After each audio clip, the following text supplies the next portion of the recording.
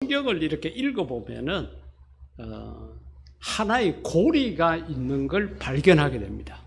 가령 예를 들어서 우리가 이제 모든 사람이 그렇습니다. 이 세상을 살아가면서 복을 받아야 되겠다는 생각은 누구나가 가지고 있습니다. 그래서 옛날에 우리나라 사람들이 이렇게 복에 대한 그러한 갈망이 얼마나 많았는가 하면은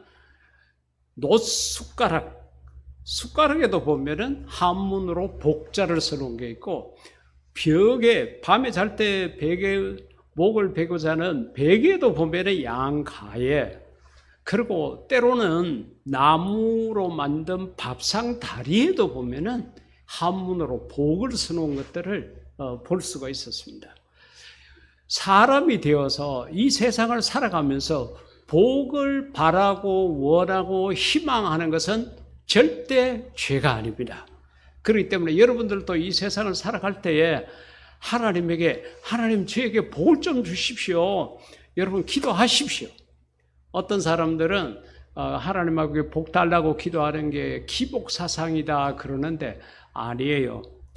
우리는 모든 복을 가지신 분이 하나님이기 때문에 하나님에게 내 건강의 복도 주십시오, 내 자녀들에게 복을 주십시오, 내가 하고 있는 일에 복을 주십시오, 하나님에게 그 모든 복을 비는 게 맞습니다. 그게 당연한 거예요. 그런데 문제는 성경에 보니까 복을 받으려면은 어떻게 해야 되느냐? 하나의 대원칙을 성경 속에서 찾을 수가 있는데 그것은 무엇인가 하면은 하나님 말씀대로 사는 겁니다. 하나님 말씀대로 살면은 복을 달라고 안 해도 복은 저절로 오게 되어 있습니다. 이게 성경의 원리입니다. 반대로 하나님 말씀대로는 안 살면서 입으로만 복 주세요, 복 주세요 하는 것은 아무리 해도 복이 안 옵니다. 복이라는 것은 내가 입술로 고백해서 그렇게 얻을 수 있는 것이 아니라, 복이라는 것은 내가 하나님 말씀대로 살면은 저절로 주어지는 것이 복이라는 거예요. 그렇기 때문에 사랑하는 성도 여러분들이 정말 하나님의 복을 받고 하나님 은혜 가운데 거하려고 그러면은 복을 달라고 기도하는 것보다는 여러분들이 알고 있는 하나님 말씀대로 몸으로 실천하며 사는 자가 되기를 주의 이름으로 축복합니다. 오늘 말씀 가운데 보면은 10명의 나병 환자들이 있었습니다. 여러분, 예나 지금이나 나병이라는 것은 뼈가 삭아져 들어갑니다. 뼈가 무너지게 되니까 살이라는 거예요. 여러분, 우리 몸에는 약 200여 개가 넘는 뼈가 있다 그럽니다. 이 뼈가 없다 그러면 우리 몸은 무엇이 될까요? 하나의 비계 덩어리에 불과합니다. 뼈가 있으니까 얼굴이 있고 이렇게 손가락 움직일 수 있고 이렇거든요. 근데 그 뼈가 썩어져 들어가고 이 뼈가 제 기능을 하지 못하니까 나병 환자들의 얼굴 모습이요, 얼굴이 이게 지금 뼈가 있으니까 이렇게 눈도 코도 이목구비가 뚜렷하지, 이게 없어 보십시오. 그래 얼굴이 막 찌그러지고 보기에도 사납고, 그리고 살이 썩어져 들어가게 되니까 냄새가 나고, 이렇게 하니까 그 사람들은 가족들과 같이 살지를 못하고 저 산 꼴짜기에 아무도 사람들이 오지 않는 그곳에 가서 살 수밖에 없었어요. 그러니까 가족들 마음이 너무도 아프죠. 그래서 그들도 먹어야 사니까, 그러면 가족들이 먹을 것을 가지고 그 산 가까이 가서 직접 만나서 주지도 못해요. 옮길까 봐 겁이 나가지고 그 부근에 놓고 가게 되면은 이제 그 나병 환자들이 그 밥을, 그 음식을 가져가서 나눠 먹고 이렇게 산 거예요. 근데 이들이 자기들이 있는 그 부근으로 예수님이 지나간다는 소리를 들은 거예요. 그래서 자기들이 사력을 다해가지고 예수님을 부릅니다. 가까이는 못 가요. 왜? 만약에 이런 병에 걸린 이 나병 환자가 일반인들이 사는 곳에 가려고 그러면은 두 가지를 해야 돼요. 머리로부터 발끝까지 전부 다 가려야 됩니다. 눈만 이렇게 내놔야 돼요. 그리고 손에는 조그마한 종을 들어야 됩니다. 그리고 그 종을 흔들어야 돼요. 흔들면서 입으로는 뭐라고 말하는가 하면은 나는 죄인입니다. 나는 죄인입니다. 그 소리를 해야 돼요. 그 소리를 듣고 다른 사람들이 길을 비켜요. 왜? 부딪히게 되면은 자기도 문둥병에 걸리겠다, 나병에 걸리겠다고 생각을 해가지고 길을 비키는 거예요. 만약에 그 나병 환자가 종소리도 내지 않고 입으로 죄인이라고도 말도 안 하고 피부를 가리지도 않고 그렇게 일반인 속에 오게 되면은 돌로 쳐 죽여버립니다. 그만치 그게 무서운 병이에요. 그래서 그 병을 가져다가 이거는 하나님의 저주를 받은 병이다. 그 시대 사람들은 그렇게 생각했어요.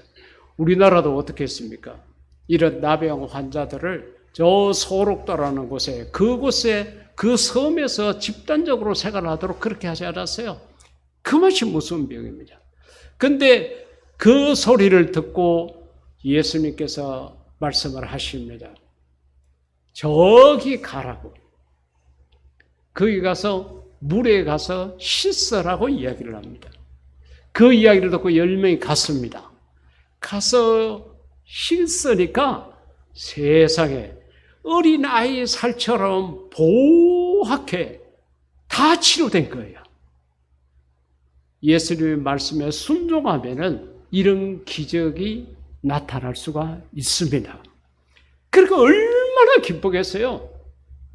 정말 죽다가 살아나지 않았겠어요? 그러니까 너무 기뻤습니다. 그런데 10명이 다 고침을 받았는데 가다가 고침을 다 아예 다 받았는데 이게 너무 고맙고 감사하다 그래가지고 예수님 앞에 와가지고 고맙습니다, 감사합니다 라고 이야기한 사람은 한 사람밖에 없었다는 거죠. 그러니까 예수님께서 야, 9은 어디 갔냐? 10명이 다 고침받았는데 어떻게 너 혼자 와서 감사하느냐? 이렇게 말씀하신 대목이 오늘 본문의 내용입니다. 자, 우리가 이 한 사람이 와서 감사함으로 말미암아 받았던 복이 무엇인지를 한번 생각을 해보십시다. 제일 먼저 본문 15, 16절 가운데 보면은 그 중에 한 사람이 자기가 낳은 것을 보고 10명 가운데 이제 한 사람이 왔다는 거죠. 큰 소리로. 여러분, 우리가 소리를 크게 낸다는 것은 극한 상황입니다. 다시 말하면은 너무 억울한 경우,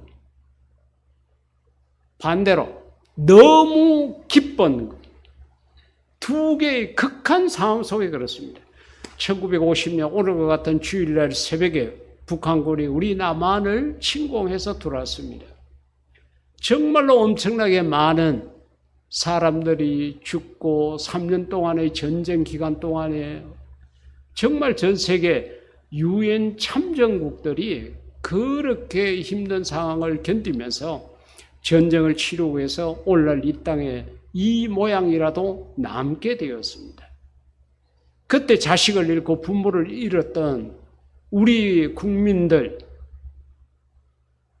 아들을 알도 모르는 대한민국 땅에 내보내가지고 시체가 되어서 돌아왔을 때 그 모습을 본 그 부모들의 마음이 얼마나 아프겠습니까? 그럴 때 통곡하며 우는 거야.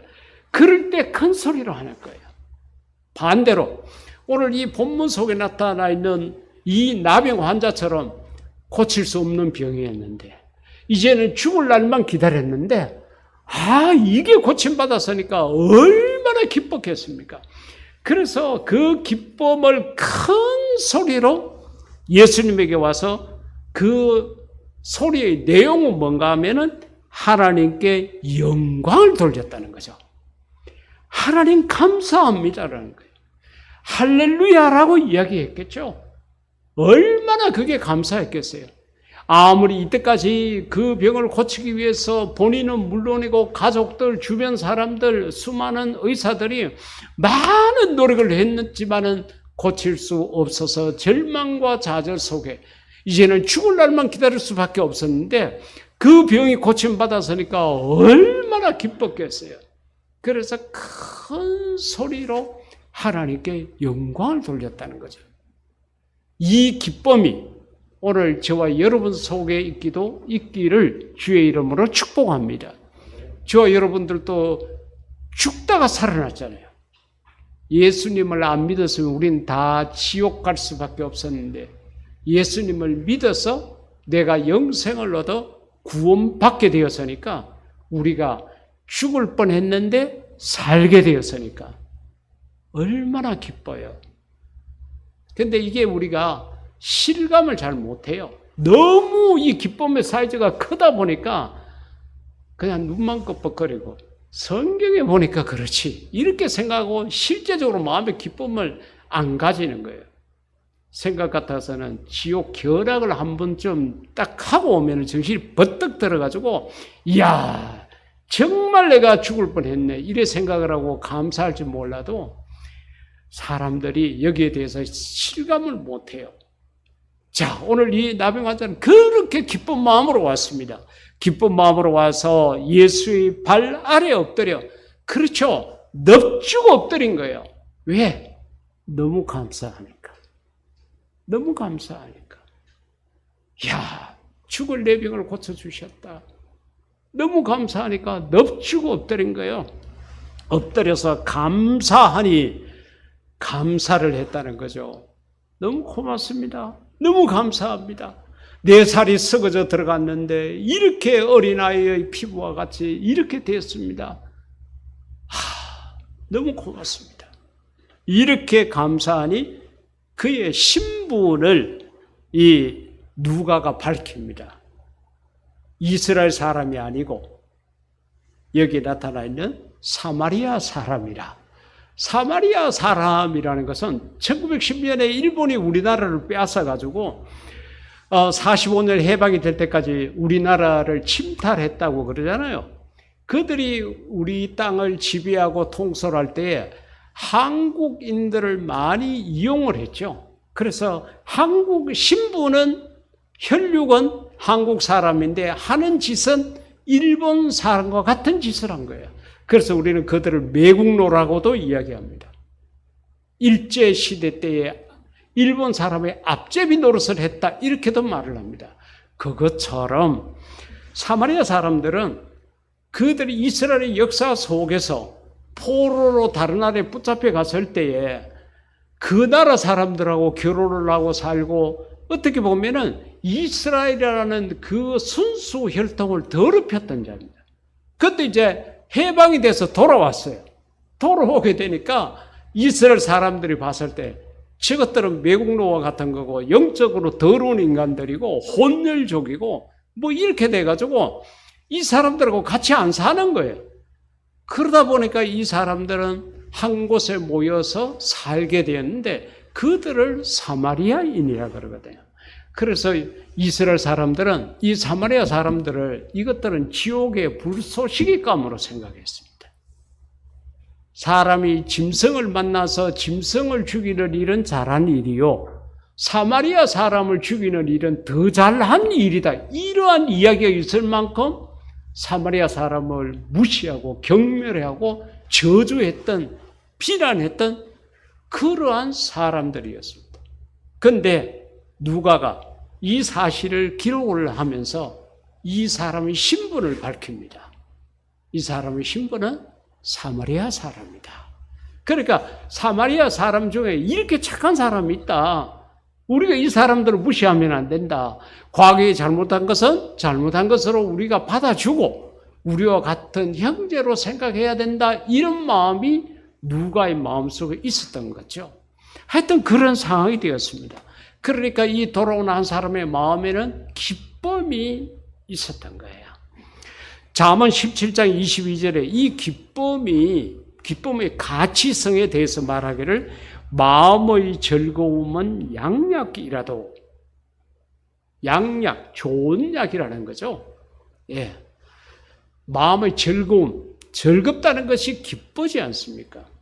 여러분, 우리가 세상을 살아가다가 오늘과 같은 주일이 있어서 한 번 더 내가 하나님 앞에 예배 드릴 수 있다는 것이 얼마나 기쁩니까? 얼마나 감사한 일이에요.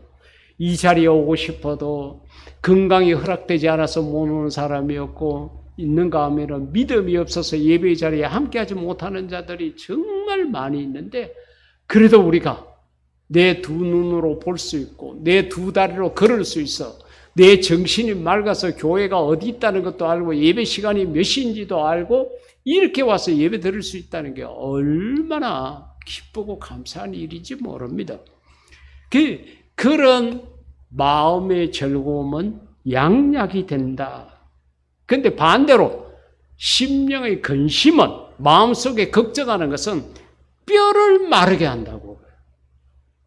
뼈가 말랐다는 것은 살이 다 마르고 난 다음에 생기는 현상입니다.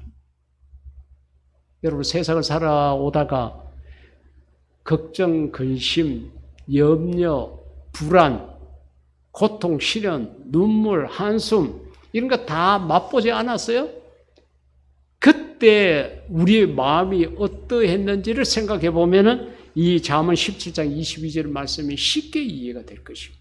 그러나 우리가 오늘 기억하고자 하는 것은 마음이 즐거우면은, 마음이 기쁘면은 그것이 양약이 된다는 거예요. 레위기 22장 29절 가운데 너희가 나 주에게 감사의 제물을 바칠 때, 그러니까 오늘 여러분들이 하나님 앞에 헌금하고 그렇게 했잖아요. 오늘 예배를 위해서 여러분의 시간과 재능을 바치기도 하고 여러 가지 수고를 했잖아요. 이 모든 걸 하나님 앞에 바칠 때에 너희가 바치는 그 제물을 하나님이 받았을 때에 기쁨으로 받게 바쳐야 된다. 기쁨으로. 그러니까 여러분, 자녀들이 여러분들에게 부모가 됐다고 용돈을 이렇게 준다고 가정했을 때에, 아이고, 그 늙은 부모가 축도 안 하고 오래만 살아가지고 뭐 이렇게 속이 안 편한 마음으로 그냥, 자, 뭐 엄마 맛있는 거 잡수 있어, 뭐 이렇게 해가지고 돈 얼마를 주는 거하고, 저를 이때까지 이렇게 키워주셔서 너무 고맙습니다. 어머니가 계시고 아버지가 계셔가지고 오늘 내가 이렇게 있습니다. 더 드리지 못해서 죄송합니다. 적은 돈이지만은 이거 갖고 맛있는 거라도 사잡숫고 사고 싶은 거 사십시오. 똑같은 돈이라도 어떤 마음으로 주느냐에 따라 가지고 받는 사람의 기분이 달라지지 않습니까? 하나님도 마찬가지예요. 너희가 나에게 너희 기쁨으로 무엇이든 내가 기쁨으로 받을 수 있도록 그렇게 나에게 제물을 드리라, 그런 거예요. 여러분들이 예배를 위해서 교회를 청소하는 사람이 있고 오늘 점심 식사를 준비하는 사람이 있고 오늘 예배의 순서 맡은 것들을 위해서 이런저런 모양으로 여러분들이 수고를 하고 헌신하게 되는데 꼭 마음에 기쁘고 감사한 마음으로 할 수 있기를 주의 이름으로 부탁을 드립니다. 불평, 불만, 원망, 낯을 탓하면서 절대 그렇게 하지 마십시오. 나도 마음이 불편하고 하나님은 안 받으시고 아무 이것도 덕이 되지 않아요. 자, 고린도후서 9장 7절 말씀 가운데 보면은 각각 그 마음에 정한 대로 할 것이요. 이거는 이제 돈에 대한 헌금을 하나님 앞에 할 때에 인색함으로나 억지로 하지 말지니. 하나님이 돈이 없어서 우리에게 헌금하라고 한 것 아니거든요. 하나님이 돈이 궁해가지고 우리에게 11조를 바쳐라, 감사할 때 감사 헌금을 내라, 절대 그러신 분이 아닙니다. 그러니까 절대로 억지로 인색함으로 마지못해서 하지 마라. 그래서 우리 교회는 외상 헌금이 없다고 제가 말씀드리잖아요.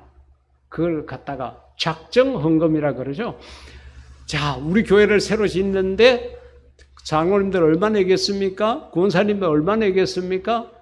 작정하십시오. 한국 교회에 그런 모습들도 있습니다. 그것은 하나님이 원하는 거 아니에요.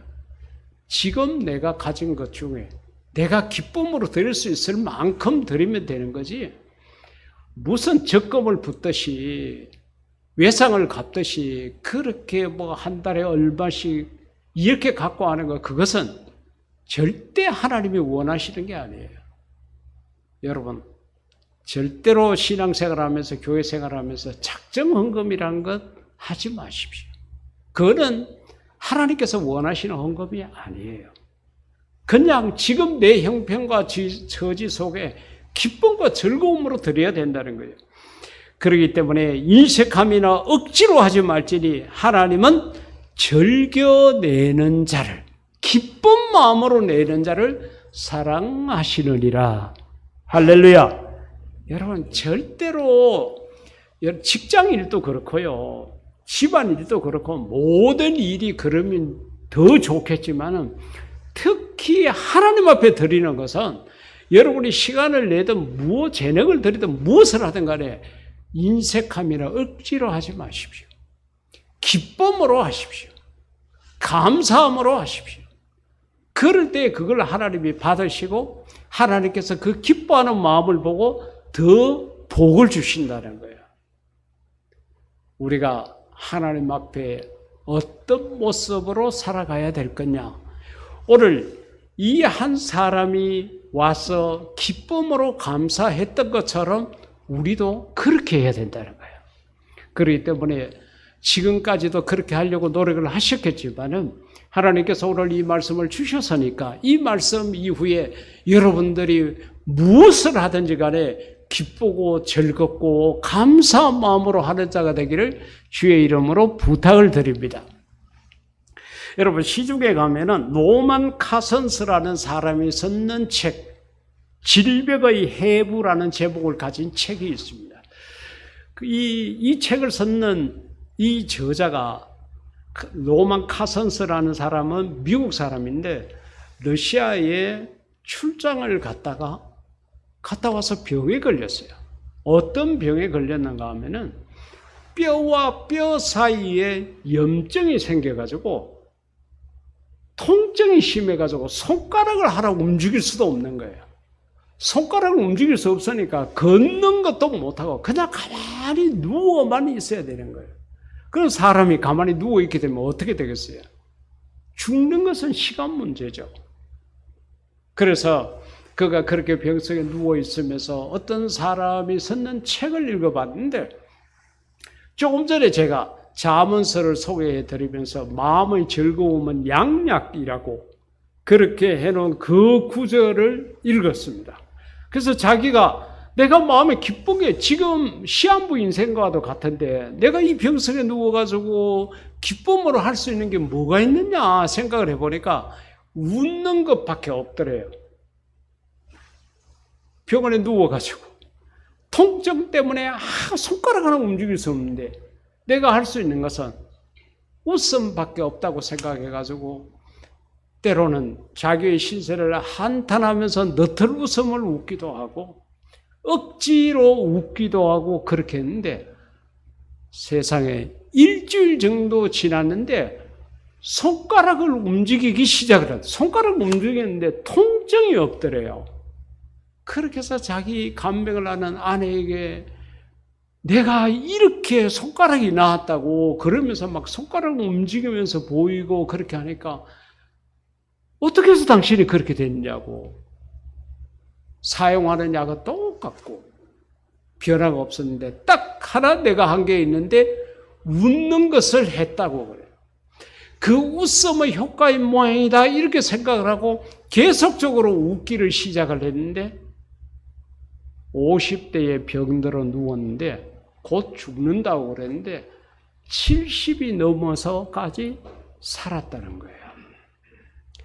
그래서 이 사람이 자기가 경험한 것을 책으로 썼는 것이 조금 전에 말씀드린 질병의 해부라는 책입니다. 웃으라고 그럴 거예요. 웃게 되면은 마음의 즐거움이 생기게 되고 그 즐거움이 모든 질병까지 낫게 한다는 거예요. 여러분, 어렵고 힘든 일이 있을 때 한숨 쉬지 말고 웃어 보십시오. 그래서 이 책의 저자는 웃음은 방탄조끼라고 그같이 표현한 것도 있습니다. 세상을 살아가다 보면은 슬픈 일도 있고 괴로운 일도 있고 힘든 일도 있지만은 억지로라도 웃어 보십시오. 그래서 우리나라에는 웃음 치료사라는 그러한 교육 과정도 있고요. 그런 교육을 참 많이 하더라고요. 억지로라도 웃게 되면은 내 몸은 정말로 기쁘고 즐거워가지고 그렇게 하는 줄 알고 웃음을 통해서 생겨낼 수 있는 모든 좋은 호르몬들을 다 이렇게 배출을 해가지고 우리의 몸을 건강하게 한다는 겁니다. 그렇기 때문에 항상 기뻐하라. 그렇게 바울이 권면하기도 했습니다. 어렵고 힘든 순간일수록 이에 돌아와서 감사한 한 사람처럼 마음에 기뻐할 수 있기를 주의 이름으로 축복합니다. 두 번째로는 돌아왔던 이 사람이 칭찬과 축복을 받았습니다. 오늘 본문 18절 19절 가운데 보면은 이 이방인 외에는 하나님께 영광을 돌리러 돌아온 자가 없느냐? 예수님께서 10사람 가운데 하나가 아니라 이방인, 모든 이방인을 대표한 거예요. 그렇게 해서 없느냐 하시고 그에게 이르시되 일어나 가라. 여러분, 병원에 갈 때마다 제일 좋은 소리가 뭐예요? 이제 가셨다가 다음에 오십시오. 가라는 말이 얼마나 반가운 소리입니까? 치료가 다 끝났다는 거예요. 그래서 이에게도 예수님께서 일어나 가라. 내 믿음이, 여러분, 우리가 결국은 믿음의 평가를 받잖아요. 나중에 하나님 나라에 들어가는 것도 그렇고 천국 가서도 그렇습니다. 믿음의 평가를 늘 생각하면서 살아가야 됩니다. 믿음의 평가를 받게 되는데 그것도 예수님이 평가를 했는데 내 믿음이 너를 구원했다고. 그 믿음이 얼마나 대단한 거예요. 내 믿음이 너를 구원하게 됐다. 너 믿음 대단해. 칭찬받은 거예요.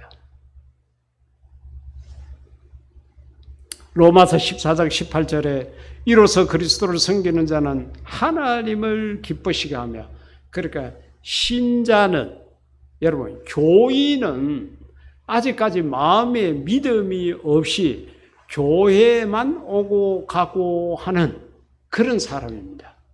신자는 교회를 와서 하나님 말씀을 듣고 믿음이 생겨서 예수님을 마음속에 영접한 사람이에요. 그래서 교인과 신자는 판이하게 다릅니다. 그런데 이 교인은 세상에서 어떻게 살든 간에 별로 상관치 않지만은 신자는 예수님을 믿는 사람, 그래 그것을 그리스도를 섬기는 자라고 그랬습니다.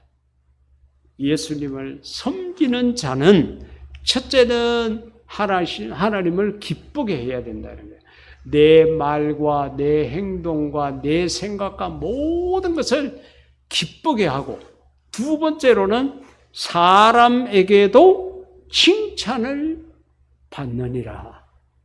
그러니까 우리 한국 교회 교인들이 이게 안 돼요. 교회 와서는 기도도 잘하고 찬송도 잘하고 헌금도 잘하고 봉사도 잘하고 이렇게 하는데, 문제는 교회 문을 열고 나가서 직장으로, 가정으로, 다른 사람들이 사는, 이방인들이 사는 세상으로 들어가서 거기서 칭찬 못 받아요. 오히려 욕 얻어먹어요. 아주 인색하고요. 예, 따지기 좋아하고요. 그래서 그런 이야기가 있었다 그러죠. 교통사고가 나가지고 보험사가 왔는데 상대방 차에 십자가가 걸려 있으면 보험사 직원이 간대요. 저 사람은 융통성이 없고 저 사람은 안 되니까 요구하는 대로 다 줘야 된다고. 그렇게까지 소문이 날 만큼 우리 예수 믿는 사람들이 세상 사람들에게 칭찬은커녕 욕을 얻어먹고 사는 게 너무 많다는 거예요. 사랑하는 성도 여러분, 빛이라는 것은 어둠 속에 갔을 때의 그 진가를 발휘합니다. 교회는 훈련소와 같습니다. 세상은 전쟁터와 같습니다. 훈련소에서 훈련을 받아서 전쟁터에 나가서 승리해야 되는 거예요. 교회 안에서만 잘하는 것은 아무런 의미가 없습니다. 그래서 예수님께서 너희는 세상의 빛이라, 세상의 소금이라. 세상이라는 단어를 기억해야 돼요. 빛과 소금만 우리는 생각하고 삽니다. 바울은 로마에 있는 교인들에게 그같이 이야기했습니다. 정말 제대로 된 신자라 그러면은 하나님도 기쁘게 해야 되지만은 세상 사람들에게 칭찬받는 사람이 되어야 된다. 그같이 이야기를 한 거예요. 그렇기 때문에 오늘 이 한 사람이 예수님에게 와서 칭찬받고 축복받은 것처럼 내 믿음이, 너희의 믿음이 너를 구원했다고 그렇게 인정받은 것처럼 저와 여러분들도 그렇게 살 수 있기를 주의 이름으로 부탁드립니다. 출애굽기 23장 16절 말씀 가운데 맥추절을 지키라고 그랬습니다. 다음 주 우리 교회 절기상 맥추주일입니다. 실제적으로는 농사를 지어가지고 첫 번째로 거둔 곡식물에 대한 감사를 즐기는 것이 맥추절입니다. 보리맥자를 써가지고 그렇게 합니다. 그런데 우리가 지금 우리 대한민국 농경사회이기보다는 산업사회고 농사를 통한 수익보다는 다른 일을 통해서 수익을 많이 얻고 있기 때문에 이 맥추감사주일 농사로서는 별 의미가 없습니다. 하지만은 우리가 6월달까지 상반기 동안에 하나님께서 나에게 주신 은혜에 감사하는 절기로 지켜야 합니다. 맥추절이 아니더라도 우리가 늘 감사해야 되지만은 하나님께서 이런 절기를 말씀하셨고 이 절기를 지키라고 그랬는데 여러분 하나님 앞에 감사하십시오. 우리가 다른 사람에게로부터 무엇을 받았을 때도 우리가 감사하다고 밥도 사고 그 사람에게 선물을 보내려고 하는데 나를 낳으시고 지키시고 오늘이 있기까지 늘 보호하고 계시는 그 하나님에게 우리는 얼마나 감사해야 되겠습니까? 이번에 여러분들이 감사를 크게 하시고 많이 하셔서 여러분의 모든 질병도 다 고침받고 이 한 사람이 병 고침뿐만 아니라 칭찬받고 축복받은 것처럼 우리 모두가 그런 사람이 되기를 주의 이름으로 축복합니다. 기도하시겠습니다. 이 시간 우리 기도할 때에 하나님 감사합니다. 내가 세상을 살아오는 동안에 보이지 않는 하나님 손길이 나와 함께 있음에 감사드립니다. 내가 정말로 늘 감사하며 살아가는 자가 되게 해달라고 기도하시겠습니다.